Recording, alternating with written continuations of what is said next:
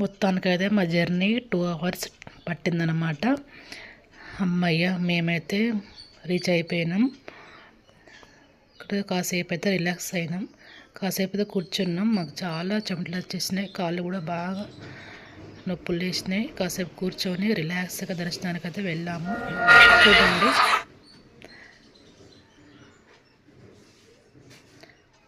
దర్శనానికి అయితే వెళ్తున్నాం. ఇక దేవుని దర్శనానికి వెళ్తున్నాం. కింద కోల ప్రాసెస్, మేకల ప్రాసెస్ ఉంటుంది కూడా చూసుకుంటూ వెళ్తున్నాం అన్నమాట.